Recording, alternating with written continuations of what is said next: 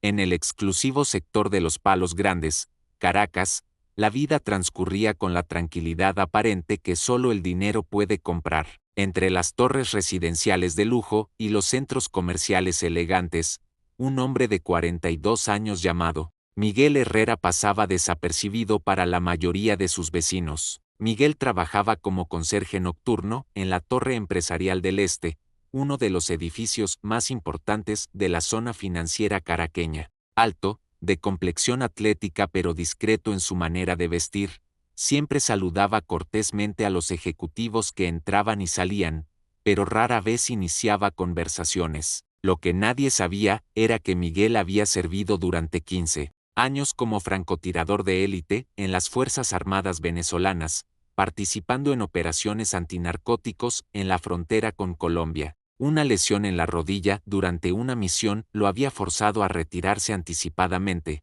y desde entonces había elegido una vida simple y anónima. Buenos días, señor Herrera, le dijo cordialmente la doctora Carolina Méndez, una reconocida pediatra que tenía su consulta en el piso 12 del edificio. Era una de las pocas personas que siempre lo trataba con respeto genuino. Buenos días, doctora. ¿Cómo está la pequeña Sofía?, preguntó Miguel, refiriéndose a la hija de 7 años de la doctora. Muy bien, gracias por preguntar. Ayer me dijo que cuando sea grande quiere ser valiente como el señor Miguel, sonrió Carolina. Miguel se sonrojó ligeramente. Hacía 6 meses, había ayudado a Sofía cuando se había perdido en el estacionamiento del edificio, y desde entonces la niña lo consideraba su héroe personal. Es una niña muy especial, respondió Miguel. Salúdela de mi parte. Lo que Miguel no podía imaginar era que en pocas horas, esas palabras sobre valentía cobrarían un significado completamente diferente. Era un martes típico de la temporada seca caraqueña. El sol brillaba intensamente sobre la ciudad, y el tráfico habitual congestionaba las autopistas Francisco Fajardo y Francisco de Miranda. En la Torre Empresarial del Este, el día transcurría con normalidad hasta las 11:03 de la mañana. Miguel estaba en el sótano, revisando el sistema de seguridad cuando escuchó los primeros gritos. Corrió hacia los ascensores y pudo ver por las cámaras de seguridad lo que estaba ocurriendo en el lobby principal. 5 hombres armados habían irrumpido en el edificio. Vestían ropa civil pero se movían con coordinación militar. Habían tomado como rehenes a aproximadamente 20 personas, incluyendo empleados del banco que ocupaba los primeros 3 pisos, secretarias y varios visitantes. Todos al suelo, gritaba el que parecía ser el líder, un hombre de unos 35 años con una cicatriz visible en la mejilla izquierda. Esto es un asalto, nadie se mueve, nadie habla. Entre los rehenes,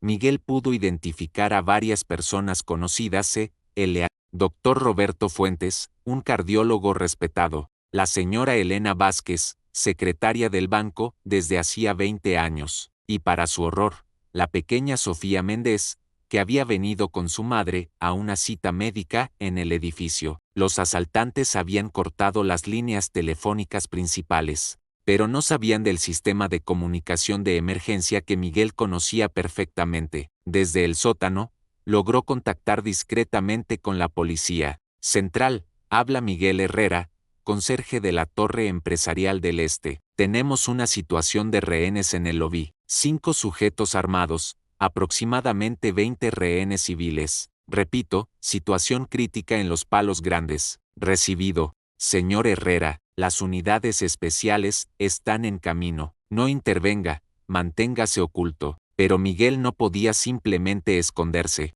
A través de las cámaras de seguridad, veía como uno de los asaltantes estaba perdiendo la paciencia, gritándole a los rehenes y agitando su arma de manera peligrosa. La pequeña Sofía lloraba en silencio, acurrucada junto a su madre. Miguel estudió cuidadosamente las imágenes de las cámaras de seguridad. Su entrenamiento militar le permitió analizar la situación con precisión táctica.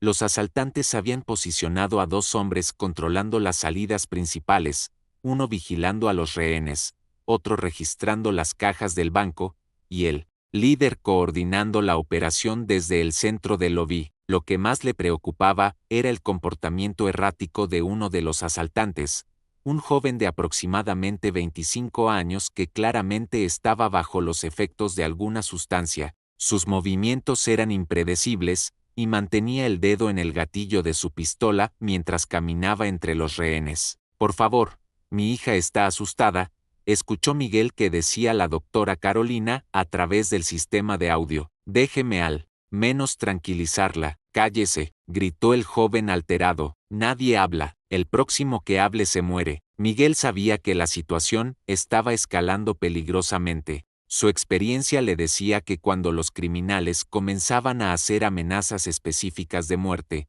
el tiempo se agotaba rápidamente. Accedió a los planos arquitectónicos del edificio que tenía almacenados en su computadora de seguridad. Conocía cada conducto de ventilación, cada salida de emergencia, cada ángulo del lobby. Durante sus años como francotirador, había aprendido que el conocimiento del terreno era la diferencia entre el éxito y el fracaso. A las 12:15, llegaron las primeras unidades policiales, pero se posicionaron a distancia prudente. Miguel pudo escuchar por su radio de emergencia las comunicaciones entre los oficiales. «Tenemos visual del edificio. Los sujetos han cerrado todas las cortinas del lobby. No podemos confirmar el estado de los rehenes. Unidad de negociación. En camino. Estimado de llegada.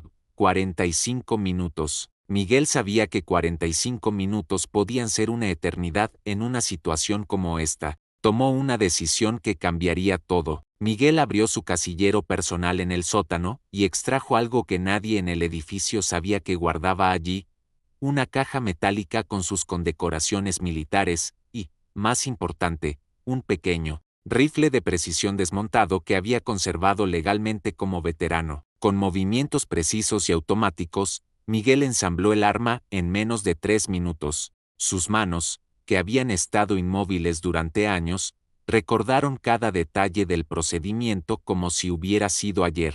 Utilizando los conductos de ventilación, Miguel se desplazó silenciosamente hasta una posición en el piso superior, que le daba una vista parcial del lobby a través de una rejilla de ventilación. Desde allí, pudo evaluar mejor la situación. El líder de los asaltantes estaba hablando por radio con alguien exterior. «Sí, tenemos el control, pero hay policías afuera. Necesitamos el vehículo de escape en la entrada trasera en 20 minutos». Miguel se dio cuenta de que no se trataba de un simple asalto al banco. Era una operación más compleja, posiblemente relacionada con el robo de información confidencial de las empresas que tenían oficinas en el edificio. A través de su radio, Miguel contactó discretamente con el comandante policial a cargo. «Comandante, habla Miguel Herrera. Soy veterano de las FAB, unidad de francotiradores. Tengo posición visual interna y capacidad de neutralización.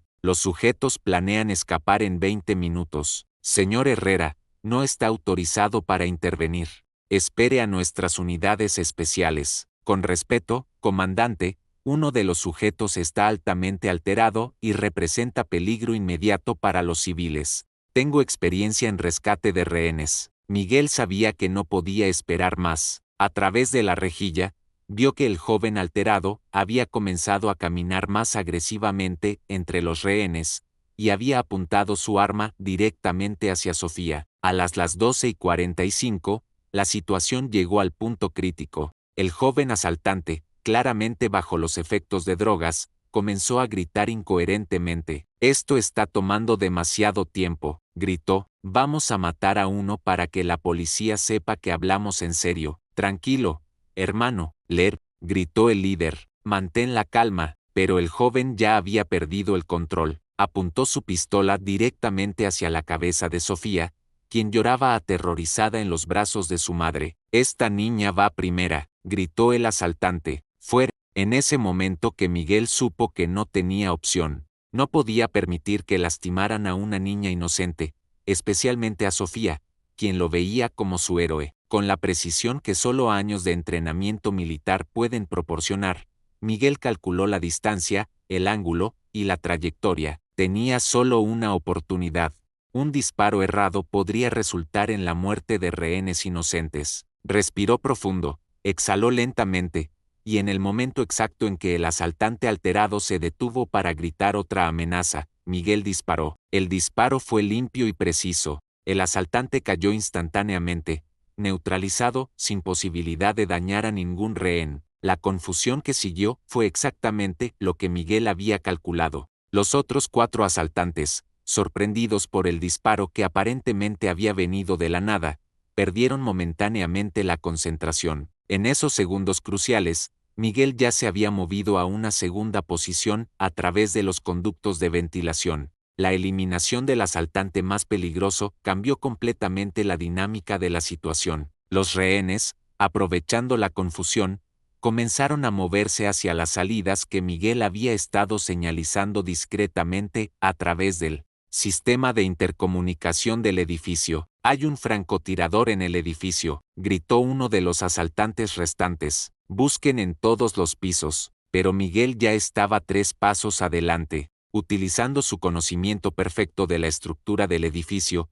se movía como un fantasma, apareciendo en diferentes posiciones para crear la ilusión de que había múltiples tiradores. A través de su radio, coordinaba con las fuerzas policiales que ahora habían rodeado completamente el edificio. «Comandante, 4 sujetos restantes. He neutralizado al más peligroso. Los rehenes están comenzando a evacuarse por la salida este». «¿Quién es usted?», preguntó el comandante, claramente impresionado por la precisión de la información. «Sargento Mayor Miguel Herrera, retirado, unidad de francotiradores de élite, 15 años de servicio». En el lobby, el líder de los asaltantes estaba perdiendo el control de la situación. Sus hombres estaban asustados y desorganizados, y los rehenes estaban escapando sistemáticamente. «Esto es una trampa», gritó. «Nos vamos ahora». Pero cuando intentaron salir por la puerta trasera, se encontraron con las fuerzas especiales de la policía que Miguel había ayudado a posicionar estratégicamente. En menos de 10 minutos,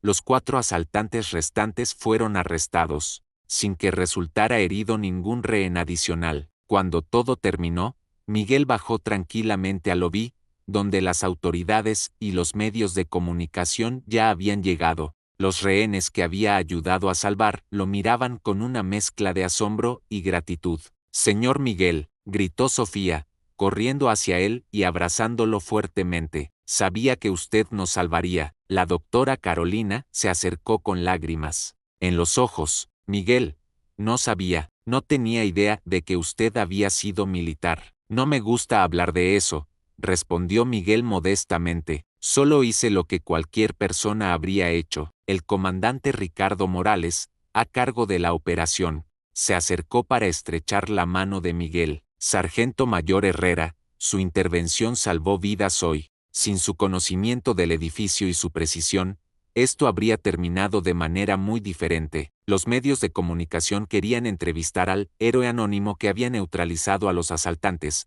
pero Miguel declinó cortésmente. «Soy el conserje del edificio», decía a los reporteros. «Hice mi trabajo, mantener seguro este lugar y a las personas que trabajan aquí». Pero la historia ya se había extendido. Los empleados del edificio, que durante años habían visto a Miguel simplemente como el conserje silencioso y amable, ahora entendían que habían tenido a un héroe entre ellos todo este tiempo. El doctor Roberto Fuentes, uno de los rehenes rescatados, se acercó a Miguel esa tarde. «Miguel, quiero ofrecerte un trabajo en mi clínica como jefe de seguridad. Creo que tus habilidades están siendo subutilizadas aquí». «Gracias, doctor», respondió Miguel, «pero me gusta este trabajo. Me gusta cuidar de este lugar y de las personas que vienen aquí todos los días». Una semana después, los empleados y arrendatarios del edificio organizaron una pequeña ceremonia para reconocer a Miguel. Le entregaron una placa que decía: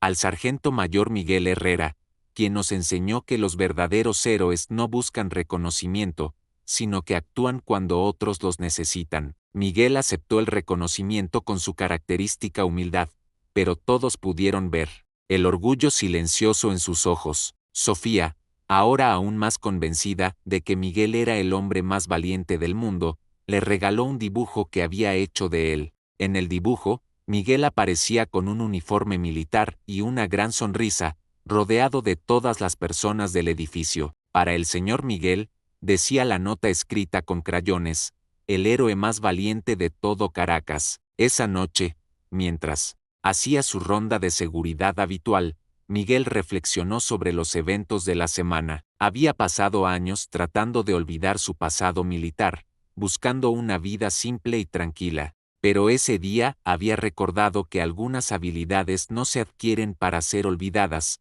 sino para ser usadas cuando realmente importan. Al pasar por la consulta de la doctora Carolina, vio que había dejado una nota en su puerta: gracias por recordarnos que los ángeles guardianes a veces vienen disfrazados de conserjes. Miguel sonrió suavemente, guardó la nota en su bolsillo, y continuó su ronda. En los Palos Grandes, la vida había vuelto a su tranquilidad habitual, pero ahora todos sabían que tenían a alguien especial cuidándolos, y en las noches silenciosas de Caracas, cuando la ciudad dormía bajo las luces de sus torres, Miguel Herrera continuaba siendo lo que siempre había sido, un guardián silencioso, listo para actuar cuando nadie más sabía qué hacer.